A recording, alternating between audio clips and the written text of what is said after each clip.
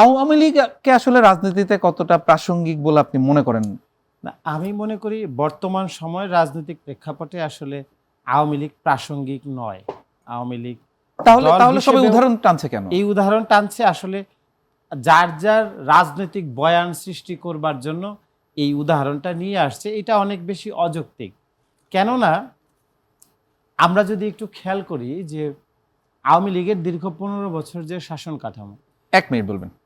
এক 1 মিনিট সময় পাবো। এই শাসন কাঠামোর মধ্যে আমরা দেখেছি যে একই ধরনের বয়ান বারবার বলে তারা যে কোনো ধরনের ইস্যুকে ক্ষমতায়নের মধ্যে তারা খেয়ে ফেলেছে এবং এর মধ্যে জনগণের মতামত, ভিন্ন মতের মানুষের যে স্বাধীনতা, সেই সমস্ত কিছু তারা খর্ব করেছে।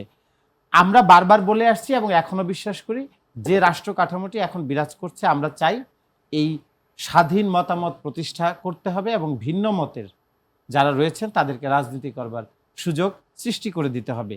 কিন্তু এই যে একটি বিষয়- জামায়াতকে নির্মূল করার ব্যাপারে যে জামাতের রাজনীতি এবং এখানে আমি এনসিপি একটা রাজনীতি লাইন নিয়ে আপনাকে বলি, প্লিজ, আপনি আপনার এটার সময় উত্তর তো দিন। বলি নাই, ঠিক প্লিজ আছে, আপনি অসুবিধা শেষ নেই, আমাকে করেন। সুযোগ দিয়েন পরে তাহলে। আমি জামাত just একটা এবং লাইন আপনাকে এনসিপির জানতে যে চাওয়ার জন্য রাজনৈতিক বলবো। প্রোপাগান্ডার মধ্যে তারা আছে, বাংলাদেশের মানুষ এখন বিরক্ত হয়ে যাচ্ছে এবং আপনি দেখবেন একটা সময় পরে কিন্তু এই মুক্তিযুদ্ধের চেতনার যে বেচা বিক্রির যে রাজনীতি, এই রাজনীতিতে কিন্তু বাংলাদেশের মানুষ বিরক্ত হয়ে 5ই আগস্টের আগে জুলাই গণঅভ্যুত্থানে রাস্তায় নেমেছে।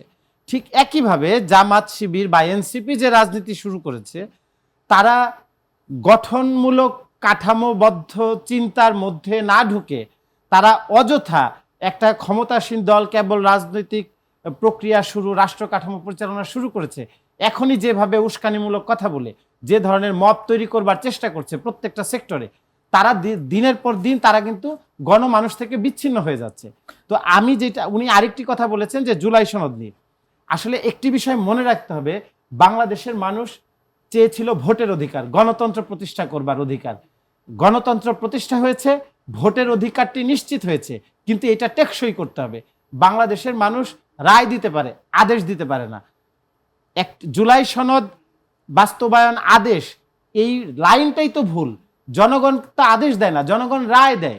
সুতরাং জনগণ যে রায় দিয়েছে সেই রায় অবশ্যই বাংলাদেশ জাতীয়তাবাদী দল, বিএনপি, আমরা দেখছি সংসদে যে ধরনের বক্তব্য তারা দিচ্ছেন, সেই বয়ানের মধ্য দিয়ে আমরা বুঝি যে তারা জুলাই সনদের প্রতি খুবই শ্রদ্ধাশীল এবং তারা প্রত্যেকটা দাবি, যে দাবিগুলি তারা পূর্বে নোট অফ ডিসেন্ট ছাড়া যে দাবিগুলিতে তারা তাদের সম্মতি ছিল, কিন্তু সংসদে আলোচনা হওয়ার পরেও আসলে সরকার গঠনের 2.5 মাসের মাথাতেই বিরোধী দলের পক্ষ থেকে বেশ কয়েকবার আসলে রাজপথে নামার যেই হুঁশিয়ারি বা হুমকি দেওয়া হচ্ছে, সেটা আসলে কেন আসছে সে ব্যাপারে আমরা জানবো। তার আগে আরেকটা বিরতি নিয়ে ফিরছি।